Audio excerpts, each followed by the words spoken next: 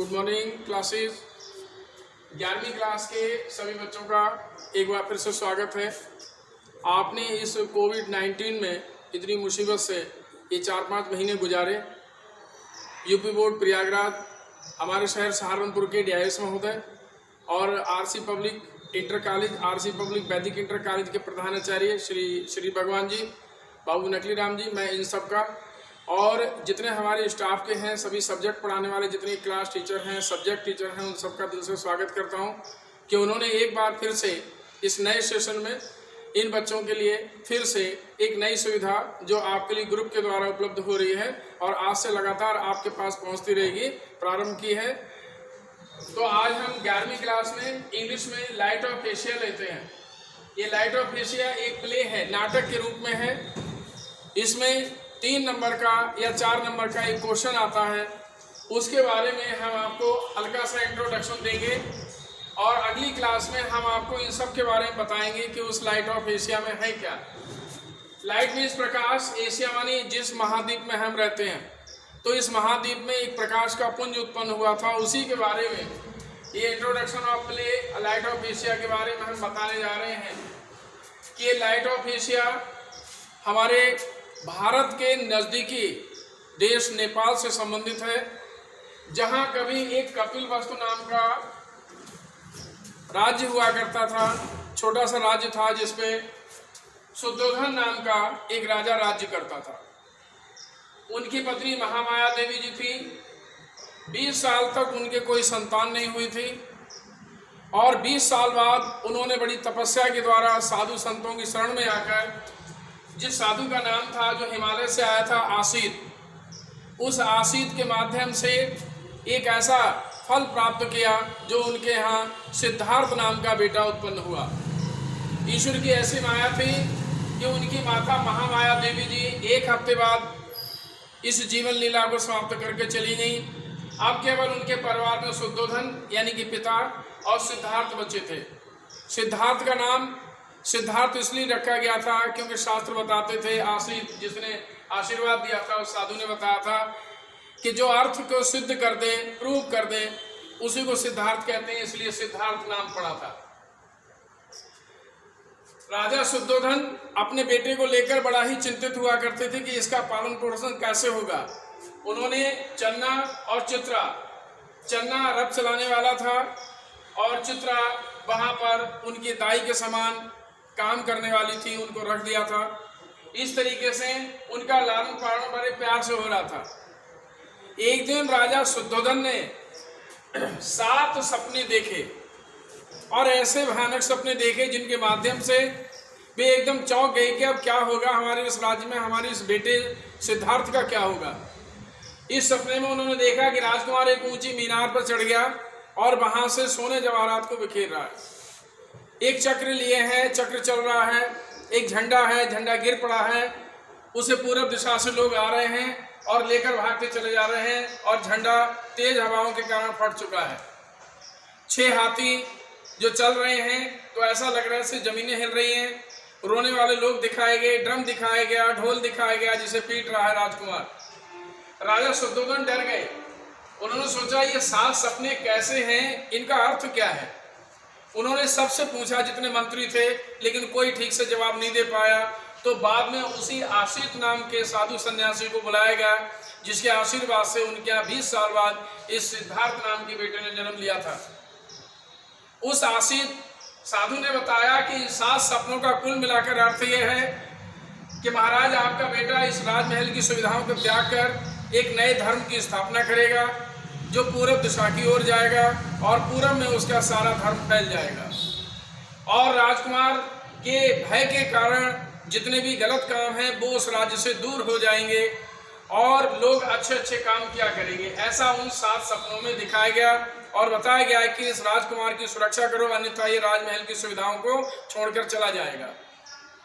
राजा शुद्धोधन डर गए। उन्होंने राजमहल में अलग व्यवस्था की, महल के चारों तरफ खाई खुदवाई और उस खाई को पानी से पूरा लबालब भर दिया जिससे कोई जा ना सके।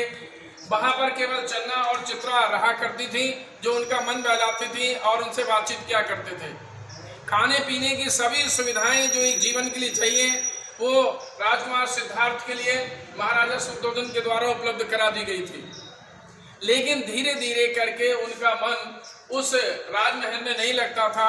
वे बार बार ये देखा करते थे कि ये सामान सब आता कहाँ से है, बाहर की कौन सी दुनिया है और इस दुनिया में कौन से लोग होते हैं।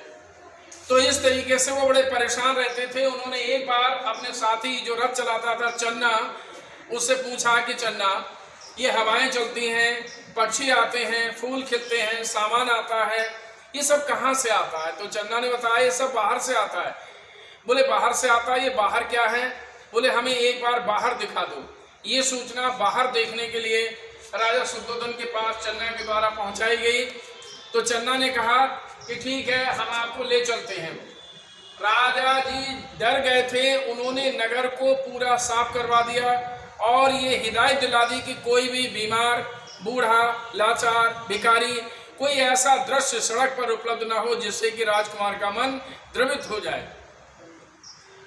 उन्हें एक रथ पर बैठाकर चन्ना ले जाता है और चलते चलते पूरा नगर दिखा दिया जाता है। राजकुमार का जोरदार तालियों से, फूलों से जगह जगह स्वागत होता है। वे जब घर की ओर लौट रहे होते हैं तो एक बूढ़ा आदमी जो अचानक ही लाठी पर टिका हुआ सड़क पार कर रहा होता है, चन्ना से राजकुमार सिद्धार्थ पूछते हैं कि ये क्या है, ये ऐसे क्यों चल रहा है, ये कौन सा प्राणी है या मनुष्य है? तो चन्ना कहते हैं कि ये बूढ़ा व्यक्ति है। बूढ़ा, ये बूढ़ा क्या होता है चन्ना? बोले बूढ़ा, ये बुढ़ापा होता है जो जीवन की तीसरी और अंतिम अवस्था होती है। ये बुढ़ापा सभी को आता है। बोली ये ऐसा झुककर क्यों चल रहा है? तो चन्ना ने बताया कि इसमें हमारे शरीर का जितना सिस्टम है वो ढीला पड़ जाता है और मनुष्य चल नहीं पाता, इसलिए सहारे के माध्यम से चलता है।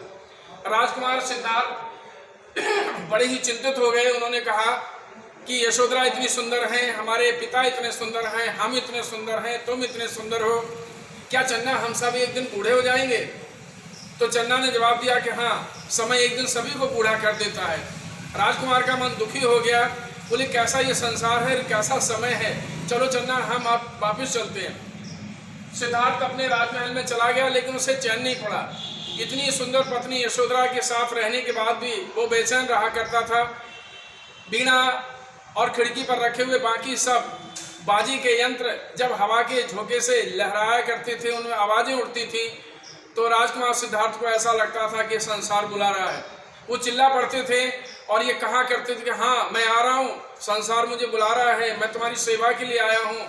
ऐसा लगता था उनकी बातों से जैसे कोई अदृश्य शक्ति उन्हें बुला रही है।